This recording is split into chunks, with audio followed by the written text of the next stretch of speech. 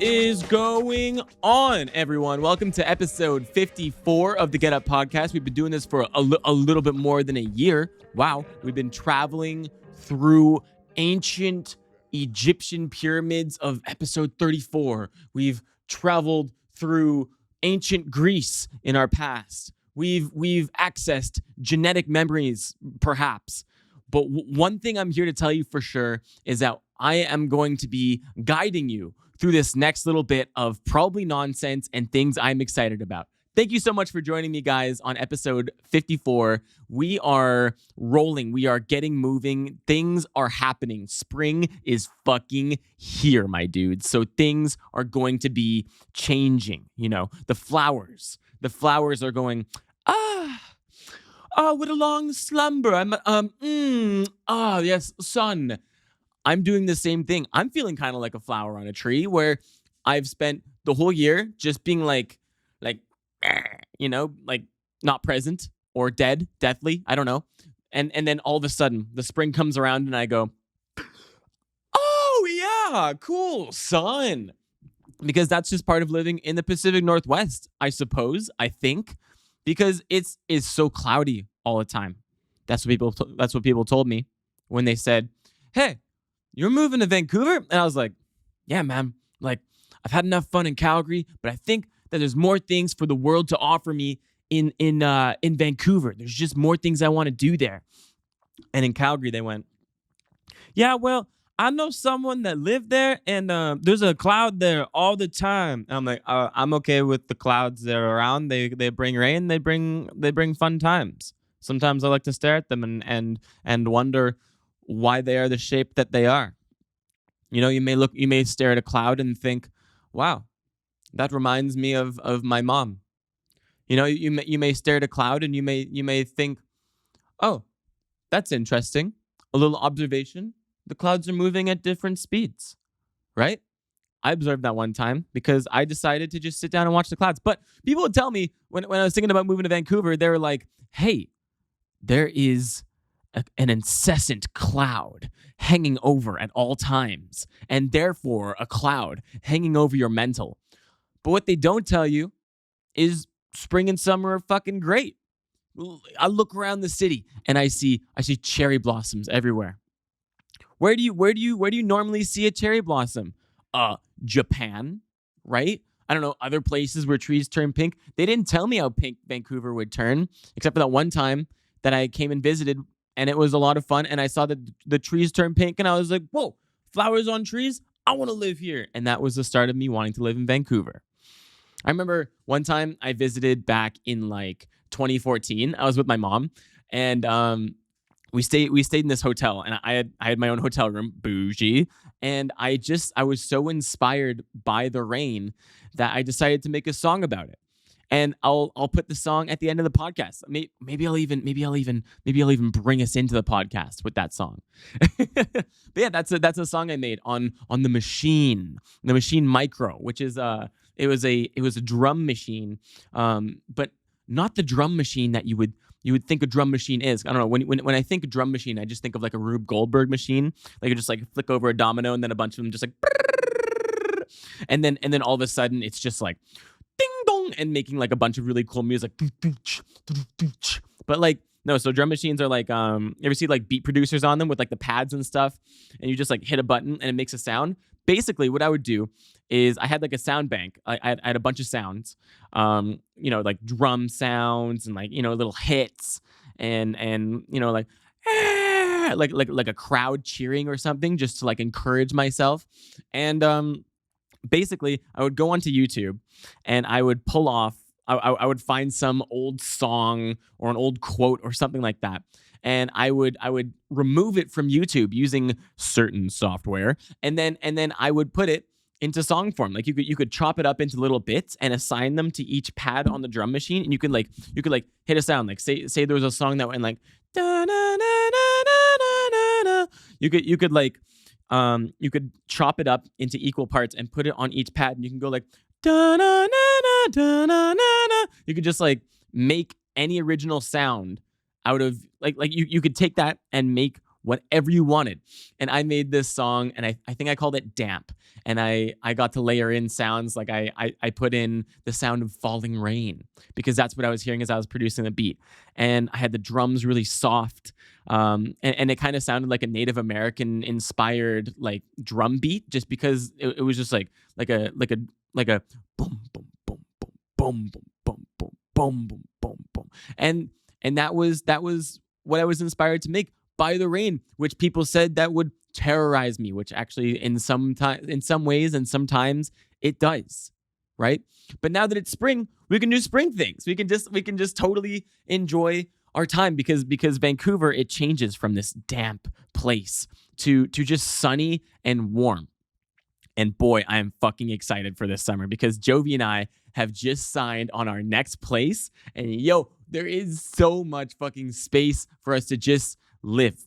Because in the last 2 years, we've just been living in this basement suite. It's like 500 square feet. And there's 3 of us here. And Jovy doesn't have a room. He sleeps on the couch. And finally, we're moving to a place where Jovy gets his own room, which means we get like a permanent living room space. So everyone can just kind of retreat to where they are. But we've done a really good job. I would say that we've done a really good job using the space that we've been given here. It's a very modular space. Things move around quite a bit. Like we've got 2 couches. I don't know how we fit them in here, but we do that. Like I just take the couch and just like shove it into our kitchen area, which is / living room / Jovy's room / laundry room. But in the new space, there's a separate room for everything. You want a second bathroom? There's a room for that. You want a kitchen? There's a room for that. You want a studio space where you don't have to move around the couches and stuff? There's a space for that. It's just everything has its own space now, and I'm so excited to see how we utilize that. We've decided to live a little bit beyond our means just for a temporary period of time because we decided that we would grind really hard all winter. And we ended up taking that COVID cop job, and we ended up I did a bunch of work and stuff, and I did some acting work, and now we just get to enjoy the summer. Like we're just gonna move into this big old place, which is like it's hard to find a place with space in Vancouver for a manageable price, but we're doing it. So me, Jovy, and his friend Abby, who I may or may not end up having on the podcast because he's a pretty interesting guy. We're all going to be moving into this space, and our goal is to just like vibe out and chill and enjoy the summer. And part of enjoying summer for me is more skateboarding, which is so exciting for me pertaining to this new move because I'll be in the heart of downtown. Because where we're at right now, it's like it's a 20-minute bike ride. But if I'm gonna skateboard home from downtown, it can take upwards of like an hour and a half, just because like it takes a long time. And I don't always want to like bike and have the skateboard on me at all times. Like it's a lot to handle, especially if I want to go and like bike in a tight space. Then I try and fit in, and then the skateboard will hit the wall, or I'll get hit and fall over. Like I remember one time, I was biking downtown, and I had my skateboard on my back, and there was it wasn't a skateboard, it was a tripod. But same thing, if you have a tripod on your back, probably the same thing as having a skateboard. There was like caution tape, and I thought to myself, I can make it under this if I duck. And I ducked, and the tripod caught on the caution tape, and I like fell off my bike, and the caution tape was like blocking off some construction site, and this construction worker was just like standing there, and she was like, "Thought you could make it, huh?" And I was like, "Yep." I just like had to get up and ride away in my shame. But things like that'll happen when you're carrying multiple things in a bag. And now that I'll be living in downtown for 4 months, probably 3-4 months, now that I'm doing that, I can just go out and enjoy my day. I can go out, do this skateboarding thing that I've been enjoying so much. Because I had to quarantine because I knew somebody who had COVID, and I came into close contact with them, and I had to isolate myself just to make sure that like I didn't get the COVID germs, and don't think, or at least I was asymptomatic. Got my quarantine time up, and while I was doing that, I got to work on my skateboarding skills because that's an individual practice. You can't go to work. You can't go and hang out with your homies, which we're kind of allowed to do in Vancouver because of the current level of restrictions. Can't go to restaurants unless they have an outdoor patio, which that's kind of a weird thing. Let's talk about that. Like, okay, they closed down the restaurants because they don't want you to be going inside and having COVID circulate or whatever. So they're telling all these restaurants like, okay, you can't have customers inside, so you must have like if you're going to be operating, you have to have some kind of a patio space. And then it gets windy in Vancouver, or we want to have heat or whatever. So they put up tents to make the experience nicer. And then what you've got is basically an indoor establishment that is outdoors but also indoors at the same time. And so that's kind of the weird state of restrictions right now, is like you can be indoors outdoors, but you can't be indoors indoors, if you know what I mean. So that's kind of the weird state of the restrictions right now. It's kind of it puts the restaurant workers in a weird spot. And then people were posting about how weird the rules were, and I guess that BC Health caught wind of this, and then they were like, yeah, you know what, that doesn't make sense. Okay, let's make it so that you have to have 2 walls of your tent open. So now we have this somewhat undesirable dining experience because it gets kind of windy in Vancouver. So the tents were helping at first, and now they've removed the walls, and now the dining experience has become unpleasurable because the wind has blown the shrimp into the wind. A shrimp wind has been seen traveling through Vancouver.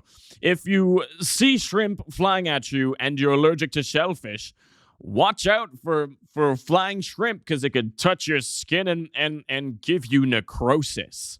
Or whatever happens when shrimp touches your skin and you're allergic to shellfish, which I'm really not even sure what happens there. I knew my grandparents couldn't have shellfish because they had gout, and I don't know what that connection is. But yeah, apparently you got the gout. You can't eat shellfish. I don't know. I don't even know how it works. How does gout work? Let's fucking look it up. How does gout work? Gout occurs when urate, like urine, crystals accumulate in your joint, causing inflammation and intense pain of a gout attack. This is terrifying sounding. Urate crystals can form when you have high levels of uric acid in your blood. Your body produces uric acid when it breaks down purines, substances that are naturally found in your body. I learned nothing from reading that. Uric acid, I think, is produced when you make pee, I think. And then purines. Boy, that sounds a lot like prunes.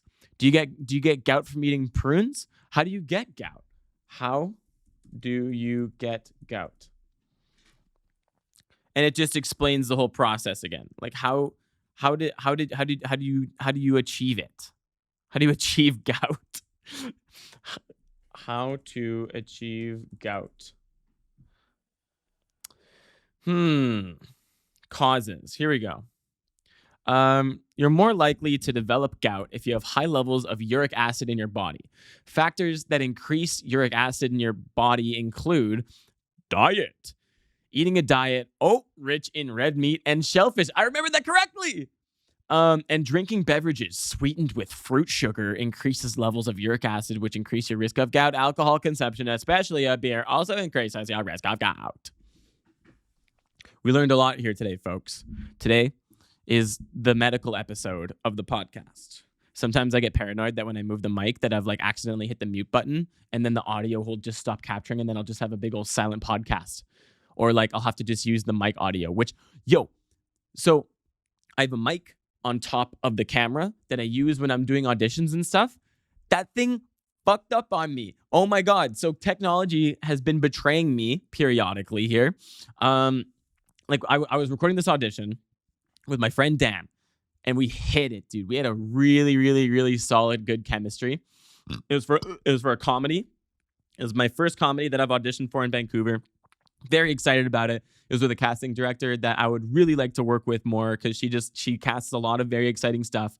And we did the audition. I was very stoked on it, and I sat down and like we were watching it in playback, and I couldn't hear it for some reason. Like we were just like watching playback on the camera, and I was like, okay, I guess the volume's kind of fucked.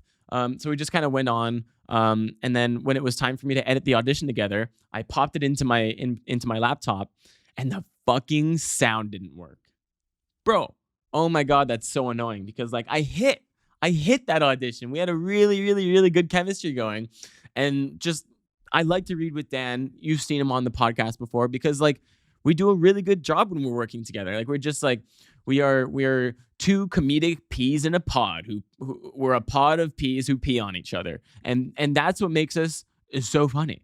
Like so he was Dan was generous enough to jump back on FaceTime and help me record another one. But it's really tough when you go through that and then you want to like recapture the magic. You want to play the moment just like it happened before. But when you're acting, you got to just kind of be open to what's happening in the moment, because usually what's most authentic to the moment that's happening is going to be the best. It's going to be the most truthful. It's going to play like you're actually in real life, which is what you're in pursuit of as an actor. Like, of course, you are making like a cinematic version of reality by existing in that.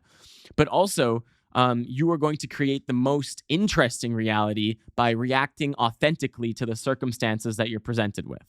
And when you're trying to recreate any kind of moment that's happened in the past, you're no longer reacting accurately to what's being put in front of you. You're reacting to what's going on inside your head. So we ended up doing it, and the audition was still pretty good, but I could definitely feel me trying to recapture the old magic that was happening. And I've been spending a lot of time thinking about acting technique in general. Like, actually, I'll go get my fucking notebook because there's some really interesting stuff I'd like to explore with you guys. Bam, bam, bam, bam.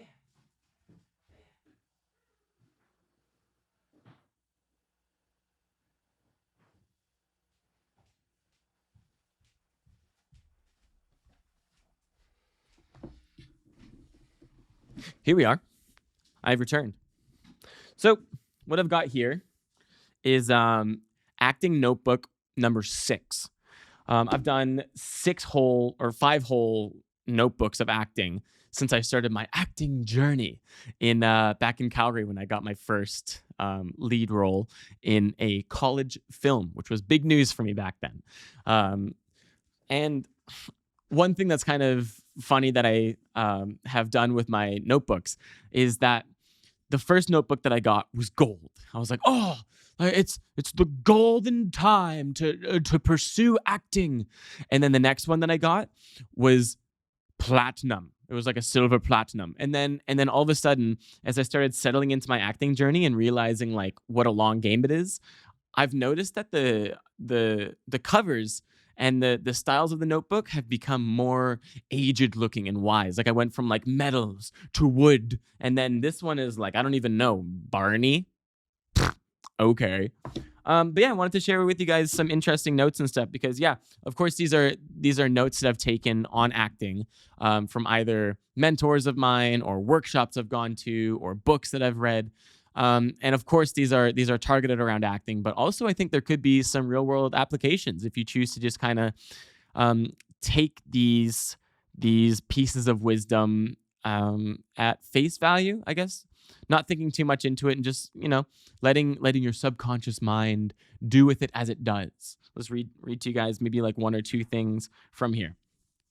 So above the drawing of a Sasquatch that I made, I have a large bubble letter that says "Seek the unusual." Like what does that mean for an actor? Like seek what is unusual in a scene, seek what is unusual about your own behavior. Let's go that direction. Okay, so you've been given a scene, and you have come in, and one of your primary directives in your head, or one of your directives in your head, one of the things that you want to do is you want to seek the unusual. Why? Well, because usually for things like film and TV, the situations that we're being presented with are unusual. Like, of course, we're as actors, we're asked to react authentically and truthfully to what's happening, and to make it more, I don't know, to build our reaction and to make the truth more interesting. You find what's unusual. Like, I guess that's what you do in comedy, right? You're trying to find some, dissonance or something unusual about the ordinary, the everyday, the mundane. Like I find that very interesting when comedians will just talk about how unusual something actually is. Like, you'll just be living your life and, everything makes sense, but someone points out something to you like, why is it that we eat cereal with milk, but we don't do it with water or something like that. I don't know. Um, and finding the unusual, I suppose, will make you understand more about the world that you're living in. Because you could ask yourself, what's unusual for you as a person? And you could also ask yourself, what's unusual for the character? What is your character's sense of normal? And that'll give you an idea of what that character's point of view is. If you're just like, okay, so what's normal for this character? Say your character lives in a sci-fi universe where he's, a red shirt Star Trek man working with Captain Kirk. I don't know how Star Trek works. But what's unusual for that character is going to be very different than, if you're playing a character in a Hallmark movie where, what's usual is, having a good time with your family and planning the wedding and finding the perfect Christmas tree. Unusual is going to be very different, and that'll help you clue into what your character's point of view is, I think. So what else is going on, guys? Little guilty pleasure of mine. World of Warcraft has come out with a new patch. And I'm not going to bore you guys with the details, but it is a little bit of a guilty pleasure of mine to just delve into that world just for a little bit, because I don't think that I have the time. And just I don't think that I could justify playing it right now, just because my days are so full of me doing things I enjoy already. That if I was to play World of Warcraft, it would probably take away from other things that I enjoy, like doing the podcast. Like I would have less time to do this. But I really like to just dive into the details of what's the latest in the universe and stuff, because I don't know. Here, Warcraft is kind of like a knockoff Lord of the Rings for me, even though the two are not that related, except for in the sense that, there are humans and orcs and elves and stuff and dwarves and whatever, and they exist in an entirely separate fantasy universe. And, there's all of fantasy tropes and things like that. But the interesting thing about World of Warcraft is that it's constantly being added to and being and evolving. Whereas Lord of the Rings, that universe, the Tolkien universe, is complete. It has a start and an end. There is no more things being created for it. And it is kind of nice that I can't access my WoW account anymore, because I don't know if I ever had so strong of an urge to get back into it, could probably do it. Probably find a way to justify that, already going against what I've said before. But I don't know. But yeah, so a bunch of new stuff came out and I got to dive into that, and there's a lot of cool, fun little developments. And that also inspired me to get back into reading about Lord of the Rings, which I got a novel from Jovy as a present for being a good housemate, I guess, for being a good friend, I think.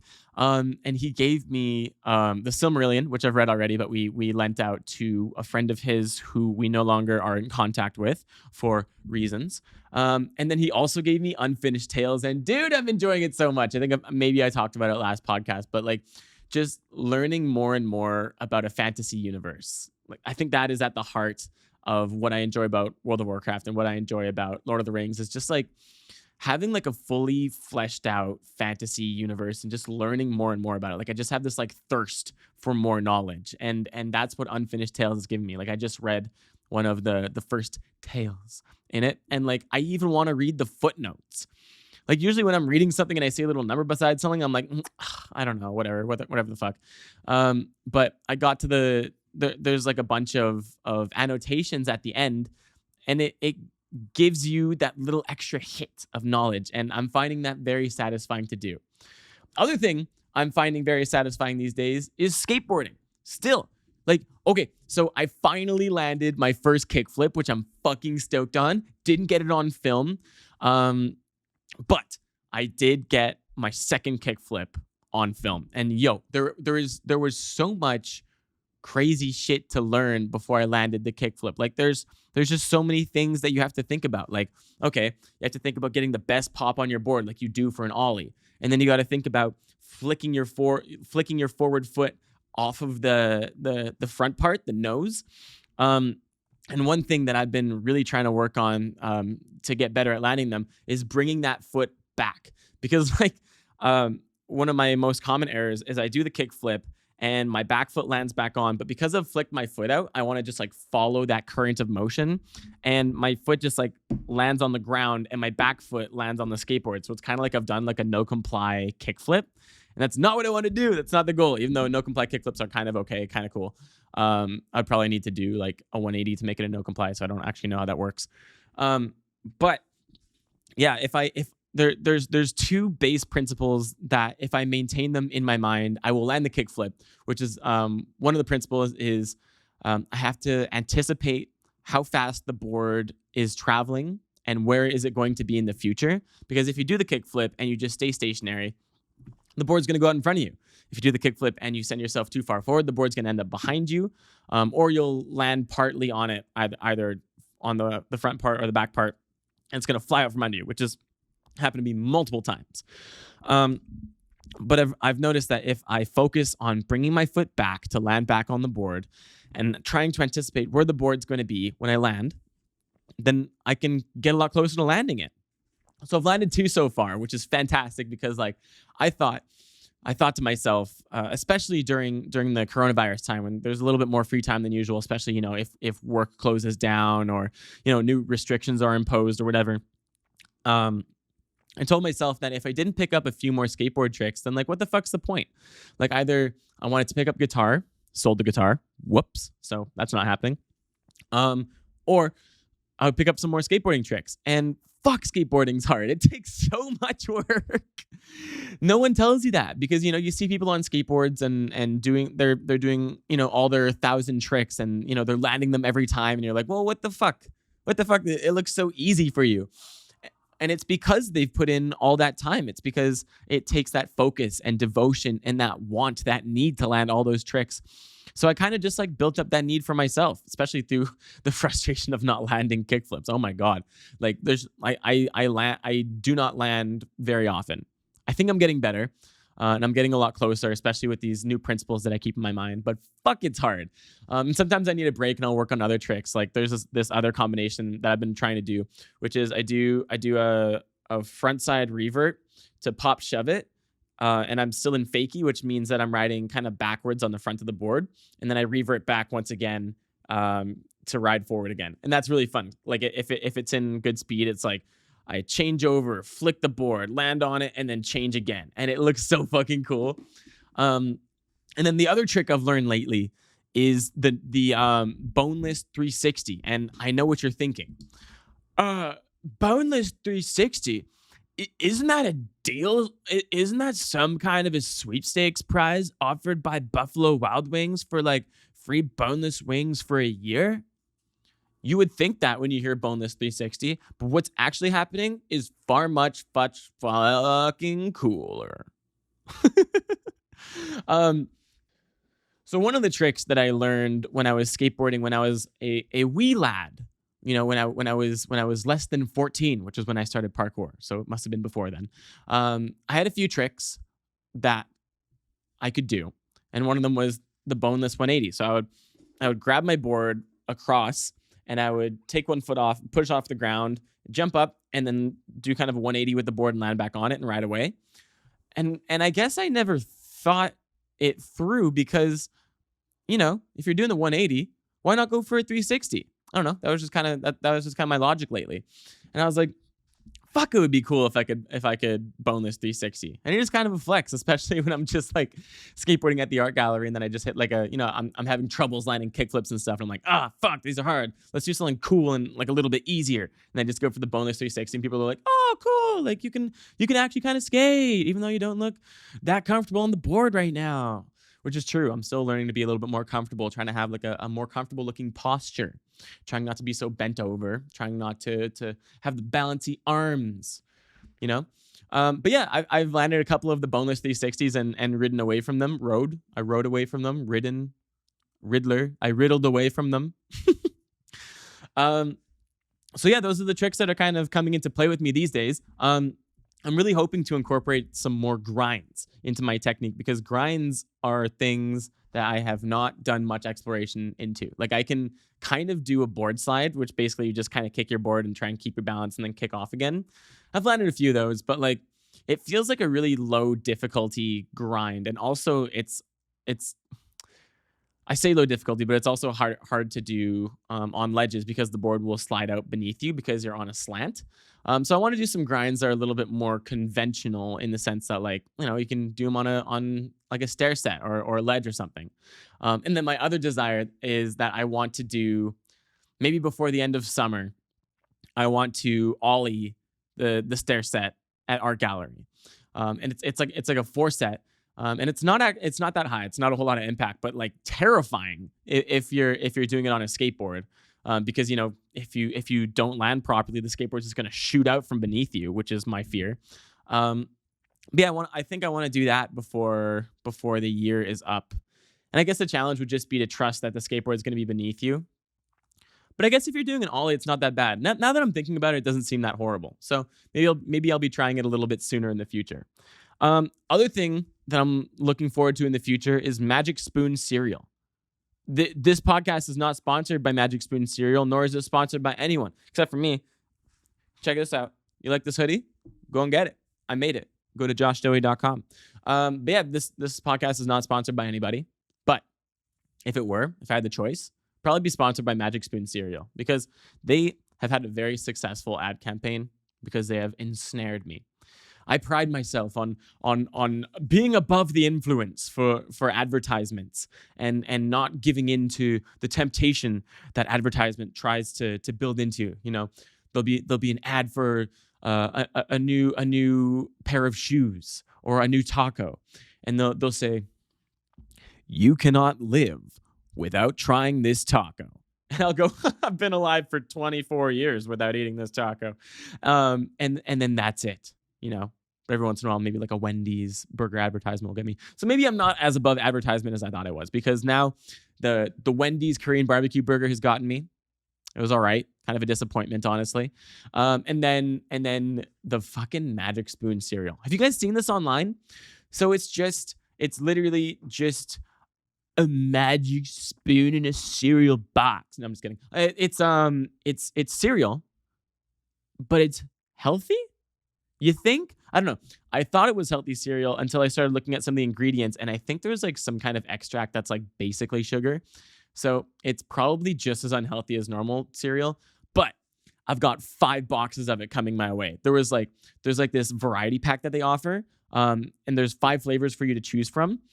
And I was like, oh yeah, I want like maybe like 4, like you choose 4 of the 5 flavors. And I was like, oh, I want like the Fruity Pebbles one. I want the cinnamon toast one. I want like the chocolate one and the other one. I don't know what the other one was. And then you go to the checkout, and then they're like, hey, you just found our hidden cereal. And I was like, what? And then they're like, you gotta eat this, right? And I was like, probably. If I'm eating 4 of these, I'm gonna have 5 of these.